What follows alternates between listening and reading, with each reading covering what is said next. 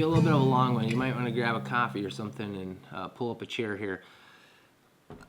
I'm only going to touch on 3 things here in this video, but I could feel like I could go on forever on just these 3 items here. Partaking here in a collaboration put together by Ozark Off-Grid. There's a lot of other channels that are going to be involved in this as well. I'll put links to all of them down below, as well as the release date of when they plan to put out their video related around this subject. I also put together a playlist, so if you're watching this somewhere in the future, you can easily watch from one video to the next. So the topic they wanted us to talk about was what you had learned your first year homesteading. Give you just a real quick background on us. We lived in the city, and we just wanted to get out of the fast-paced, busy life. We wanted to get away from like the keeping up with the Joneses and just be able to slow down and enjoy things more. So that was the big motivation for us in moving out here. We didn't have plans to be like homesteaders or be able to produce large quantities of our food. We planned to have a larger sized garden and some chickens, but that was about it. And now things have sort of evolved and goals have changed.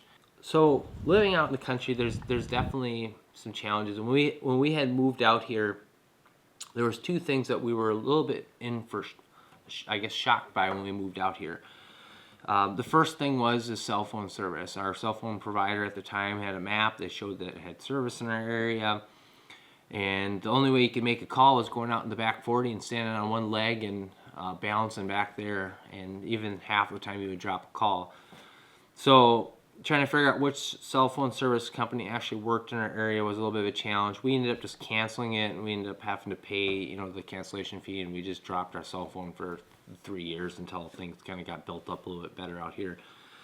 Internet was another thing. We had moved into our place, we were getting utilities all set up, and we came to the point of getting internet set up and realized there really wasn't anything other than satellite out here. And at that time, I don't know if that's changed much since then, but it's pretty much almost at DSL speeds at astronomical prices.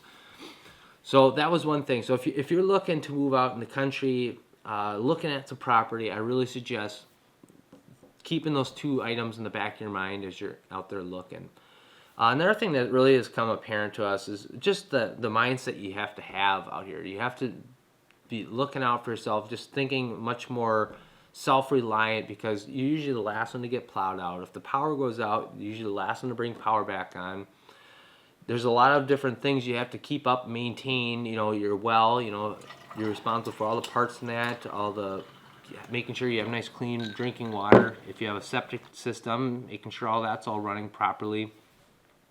There's just a lot more. So there's some knowledge that I would really suggest those big key items, your well, your septic, get to know those areas, document some of those things. If you can, have a couple extra spare pumps on hand, so if things go down, you can easily get things back up. Maybe have a generator or some solar panels.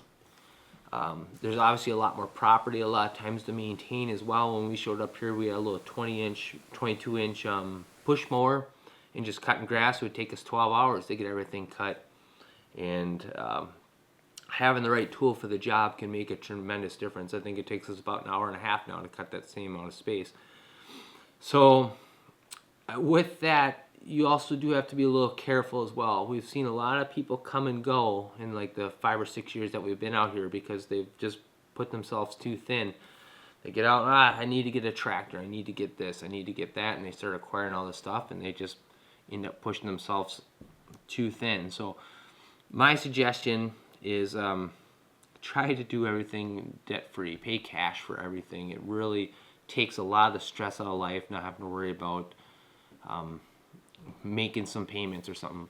With that being said, there's also, the towns tend to be a lot further apart. If you got to go in and get groceries, I suggest making lists of items, so that way when you're going in, you're not having to make several trips into town all the time to get whatever you need, because it can get pretty expensive.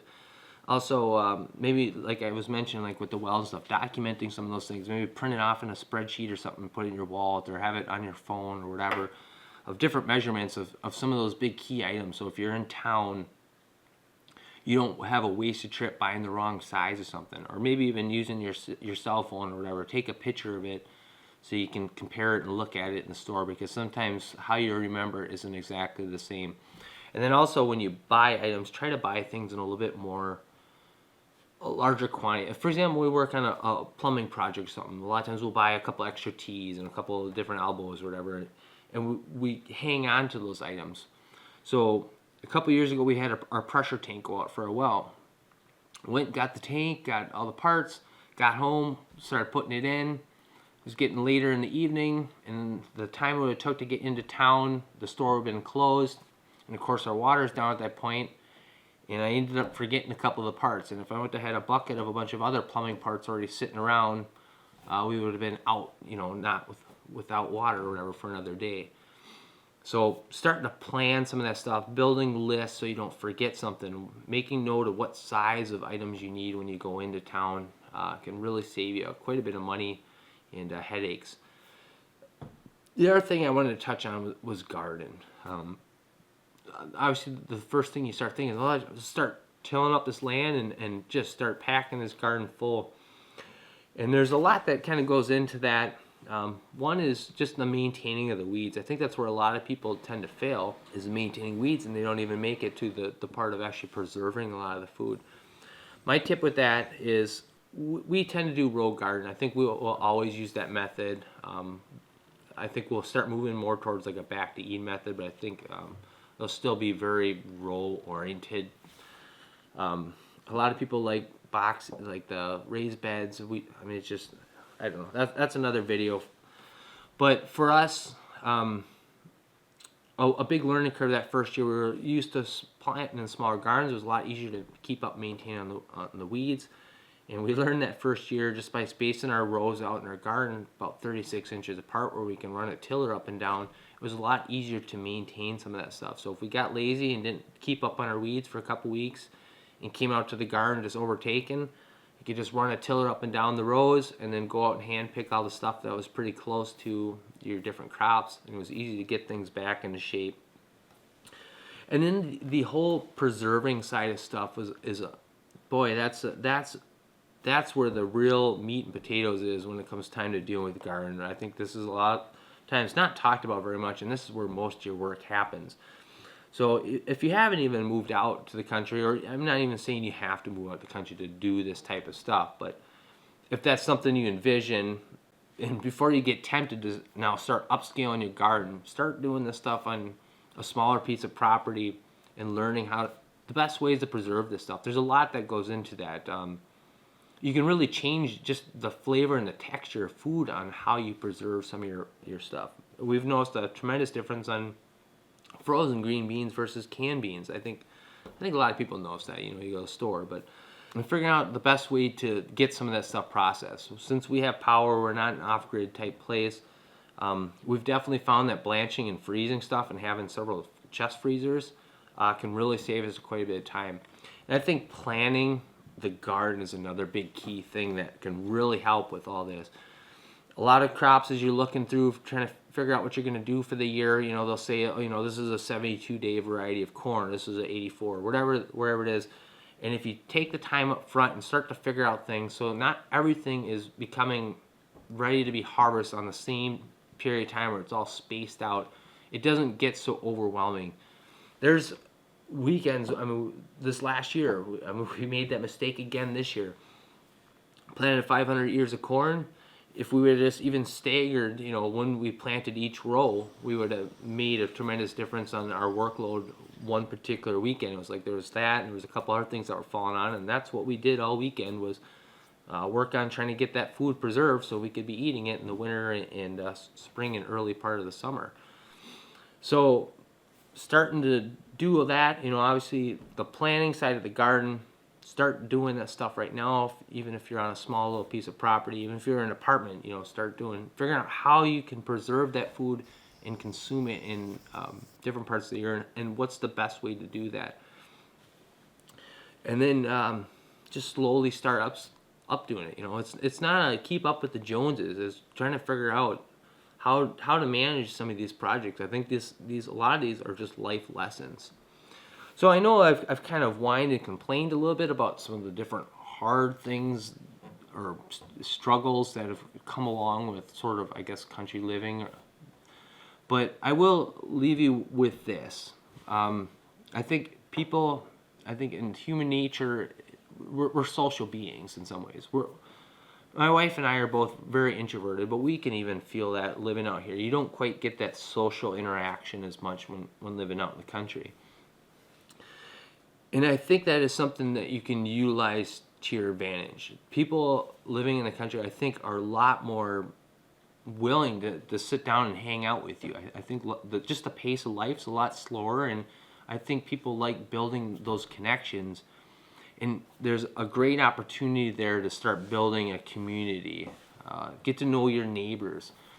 You know, when Christopher Columbus, when they established the original colonies here, you know, it's like people didn't just disperse and take off. You know, they kind of built little towns, and they had people with different skill sets and things to bring to the table.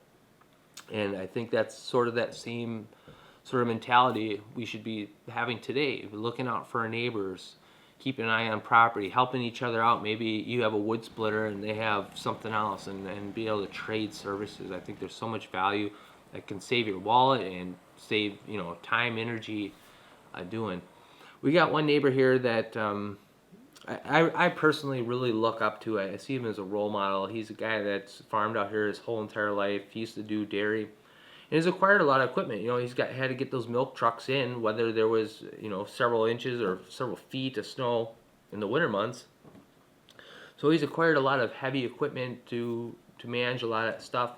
And now that he's, you know, starting to wind down on some of his farming, I mean, he's got the stuff, and he's just a valuable resource. He's one of those guys that who would drop anything in an instant to come and help someone else out. It's a real blessing. I mean, we had one neighbor, he drives semi for a living, and he was cutting into his driveway, and he ended up cutting it a little too tight and dropped his trailer into the ditch and buried it into some pretty deep snow. And to get a tow truck out here would have took a couple hours and been a very expensive thing. We sat down there with some salt and sand and shovels and trying to get him dug out, and we ended up calling up that neighbor, and I mean, he was there within a couple minutes and dragged that semi truck right out. And I don't know, I think that's something you don't really experience as much in the city, and it's something that's so special. It motivates me. I mean, I'd like to be that guy one day. Someone says, hey, you know, I'm down in the, you know, dumps here. I need to, how do I get out of this situation? And I can come down and help him out. This guy, I mean, he's helped pull me out. He's been involved in everyone's life out here. A real amazing example, I guess. Anyways, enough of me rambling. I hope you guys got a little bit of something out of this video. I think I could go on forever just talking on some of these different points, but I wanted to keep it somewhat short to the point, just give you some ideas and some things to think about if you're thinking about moving in the country, or just some things that you could potentially start doing right now if you live in an apartment or something, trying to start figuring out, you know, planning things out. You go to the grocery store, spend some time putting together a list, you know, try to grow some items and figure out how you can utilize those in the middle of the winter months and still have them be good. So like I said, in the description below, I'll put links to all the other channels. I really encourage you to go over and check them out. I think there could be some great conversations around this, different viewpoints and ideas, because I know a lot of these other channels have different goals and different challenges. Like Ozark off-grid, obviously they off-grid. So I hope you guys enjoyed the video, and we'll see you on the next one. Thanks for watching.